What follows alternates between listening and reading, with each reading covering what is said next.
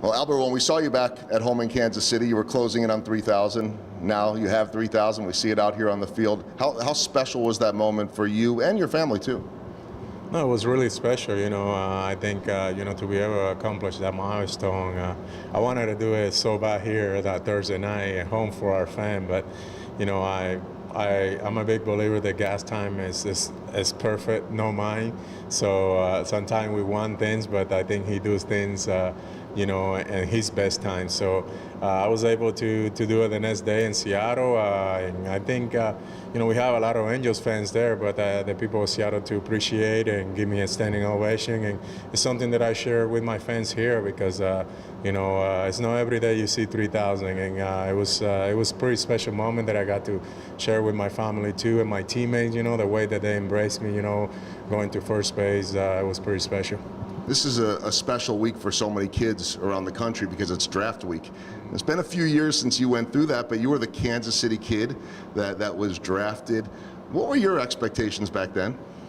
Well, my expectation was to go pro in the higher round that I did, and it didn't happen. But it's just getting the opportunity to play professional. It's really special.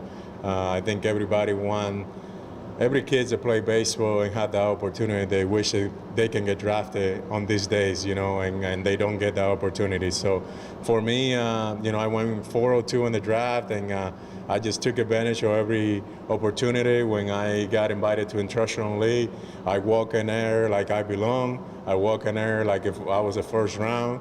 And it was pretty much all for first and second round when I was in International League and all the prospect. And I walk in there like I belong because that's how you need to feel. And, every opportunity that the Cardinals gave me, I just took advantage. And, 2 years later, I was in the big leagues. I watch you now on the field for years now during batting practice, and I see the opponents they gravitate towards you. You're getting ready to go up against them, but they all want to talk to you. I saw the same thing with David Ortiz, Carlos Beltran, and you're always willing to talk to every single one of them and help them out. Why is that so important? Because I know that we wear in different uniform, but we are peers. We are here to help each other out.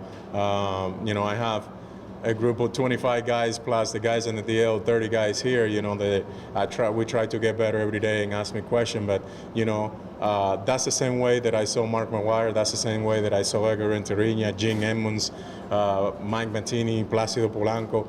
Really embracing all the guys, and they told me the right way when I was in St. Louis. So I remember that Darryl Kyle took me in Houston, and he set me in the bench. And he told me this word. He was like, I'm doing this for you because I know you're going to do it for others.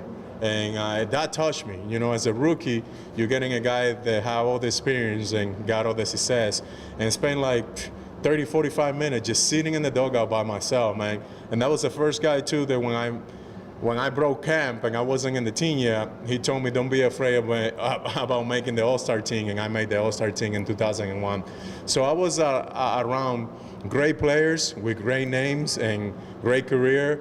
They embraced me and taught me the right way, and I believe that's part of it. We all have that responsibility, and it doesn't matter if I see a guy on the other side. If he comes and approach me and ask me a question about hitting or ask me a question about baseball or life, I think that's my job, and I think that's the legacy that I want to leave behind. Not just the home run, the batting average. That is awesome, don't get me wrong, but I think it's the memories that you have with the peers and the players. That's something that nobody can take away from you. We recently in Kansas City had a reunion with Jermaine Dye, Carlos Beltran, and Johnny Damon, maybe the greatest outfield in Royals history, and they were together out there right around when you were getting out of Maplewoods, right?